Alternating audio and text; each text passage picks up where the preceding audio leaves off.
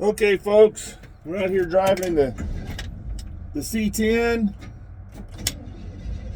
Hopefully, got it licensed on Friday. Gene got it licensed for me so I could drive it to work. I wanted my buddy Steve, who was retiring, to see it. I had driven it around the block and around a little bit to make sure it was good, but I hadn't had it even up to really highway speed for any length of time. So driving it to work was an experience. Traffic was absolutely terrible. I work on the evening shift, and a lot of times on Fridays traffic's bad. It was super bad. It's getting close to the Christmas holidays, and it was just bad. So, and then I had like a quarter tank of gas in it, so I wanted to stop and put gas in the dang thing. So I finally got through that mess. The first pump I got to didn't work. Quick Trip was crowded. My gas filler neck is in the middle of the bed, so I had to position myself where the gas hose would fit. It's just been one thing after another, but I finally got it on the road, and I'm like, okay, well, I hope I'm not holding traffic up. So we eased out on the 35 and proceeded to run 35 miles an hour. Not because my truck wouldn't go fast, because the traffic was bad. So I got through the traffic and actually got to work on time. No issues at all. It was funny because the battery in this thing is just about bad. I just actually literally picked one up today, and I had the battery bad. I had my jump pack with me, trying to get the thing started. It's cold. It wouldn't hardly idle. I had to wait for it to warm up. My wife's like, "This can't be a good idea." And I told her, I said, "Well, I'm full of rash decisions and bad ideas today."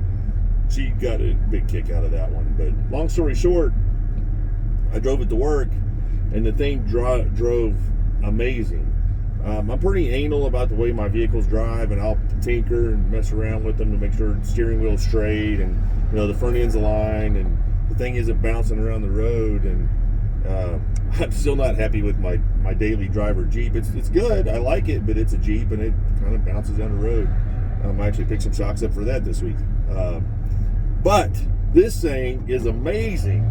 So if we get out here on the road, it's a 52-year-old truck. It's got some rattles and some creaks, especially when you're idling. It's got a little bit of a cam in it, so it will make a little bit of rattling while we're sitting there. But man, when you get out on the road, I've ran it all the way up to 80. It'll cruise 78 with this 3-speed transmission, no problem. So I got something creeping in the front. It's awesome. So man, it's definitely going to be my driver. I'm going to drive this thing back and forth to work just like I've been doing with my Jeep. It definitely turns heads, which is pretty cool. Just literally right before I started the video, a guy walked up with his son and told me that they really like my truck, and it makes me feel good. So we're getting there. But if I get the traffic out of my way, so here we are in traffic. As usual, DFW really isn't open roads anymore.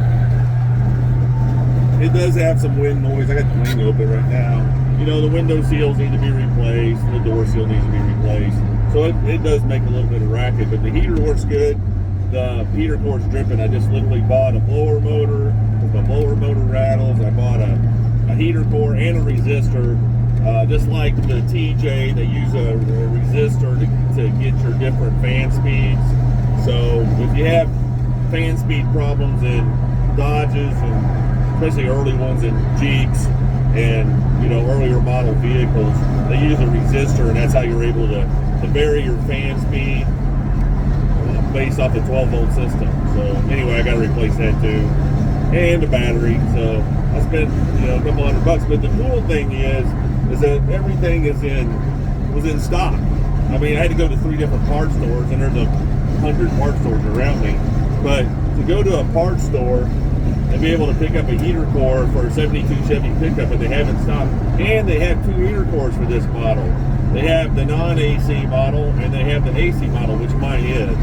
So they're different shapes because of the evaporator coil that goes inside there too. So I haven't got that far yet. That's going to be more of a summer project to work on the AC. I wanted to get the thing to this point where I could drive it. So you can see, I'm going over all these overpasses and stuff. That's another thing cool about Texas, being from Missouri. You got 5 high and 6 high overpasses, and all these spaghetti noodles all wiggle together just to go from one highway to the next. And when they throw in an expressway, it doubles those. It gets pretty hairy. But anyway, I'm going from I-20 to I-35 south. I'm south of Fort Worth near the Miller Brewery, where it's like the Bermuda Triangle of car wrecks down here. And right now I'm going 65 miles an hour. 65 miles an hour. The thing drives great. It's smooth. Other than the air leaks and the air noises, it's really good. Run her up here to 70. Traffic looks like it's moving about 68. And then you'll have the guy that wants to go 90 and he's zigzagging, although it's wall-to-wall cars as far as I can see. So, very, very happy with this truck. I took Gene out to dinner in it last night. A couple of the flaws with having a truck like this is that, with the battery bad, we went to dinner, and then we went and cruised through downtown Fort Worth, which is pretty cool. It was Hispanic night on the square. All the Santa stuff was down there. They were playing mariachi music. It was really cool, and, very happy music. We were down there. People hooting and hollering to the truck. But when I parked the truck in the parking garage, because I was idling around and I have a one-wire alternator, this alternator does not charge at idle. And with the lights on and not being a good battery, when I went to start it, after our meal and our walking around downtown, I had to break this guy back out. This is a handy tool. So, fired it right up. We didn't even panic. Got out, got going. The lights were very, very dim on the dash, and I have LED lights I put in here now, which are cool. And when I got out and started accelerating, as soon as you get above 750 RPM, it starts charging and everything brightens up. So I was able to drive it home with the lights on, which is, a 20-minute drive, a little bit of idling in there. Got to the shop, went in there, shut it off, put the trickle charger on it. That's how I've been keeping it charged when I'm not using it because the battery's bad. But anyway, I just bought an El Cheapo battery, 1-year warranty, just to get by while I'm doing the rest of my build. I really was going to LS this thing, but man, I got to dial in the carburetor or go to the Holly Sniper to make it where it starts and idles a little bit better. I mean, it idles once it warms up, but it just takes a minute. And dude, where are you going? There's 12-1 cars. 12-1 cars, man. So anyway, that's the Chevy build. Cruising down the road, one hand driving. Turbo 350 transmission, and it's not my favorite transmission, but I gotta tell you right now, I don't see any issues with it. I started putting horsepower under this thing, and by the time I am gonna build it more, I probably will do a few things different, but right now, I'm gonna get off on rice acres, I'm gonna draw some layers of the green. And